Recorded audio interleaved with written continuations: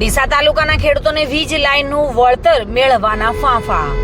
સરકાર દ્વારા વર્ષ 2017માં ડીસા તાલુકાના સાંડિયા, વડાવળ, સણથ, લોરવાડા, બોડલ, છત્રાલા સહિતના ગામોના ખેડૂતોના ખેતરમાંથી હેવી વીજ લાઇન પસાર કરવા ખેડૂતોની જમીન સંપાદન કર્યા વગર હેવી વીજ પોલ ઉભા કરી દીધા હતા.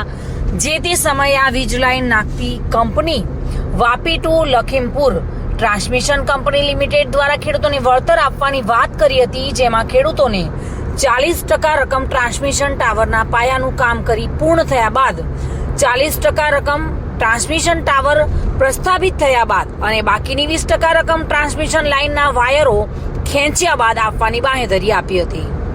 વીજ લાઇન નાખ્યા બાદ વીજ લાઇન ચાલુ કરી દીધી, પરંતુ ખેડૂતોને એક પણ રૂપિયાનું વળતર ચૂકવવામાં આવ્યું નથી.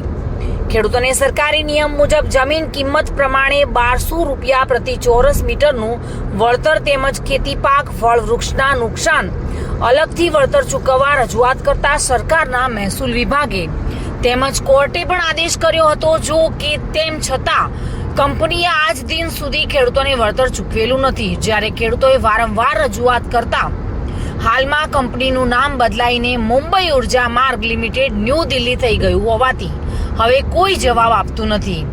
જ્યારે કંપનીની ઓફિસે ખેડૂતો વારંવાર ધક્કા ખાધા, અધિકારીઓ પણ મળતા નથી અને આ અંગે ખેડૂતોએ સરકારમાં પણ વારંવાર રજૂઆત કરી હોવા છતાં હજુ સુધી કોઈ જ વળતર ન મળતા આજે ડીસા મામલતદાર કચેરીએ આવેદનપત્ર આપવામાં આવ્યું હતું અને જલ્દી વળતરની રકમ મળે તેની રજૂઆત કરવામાં આવી હતી.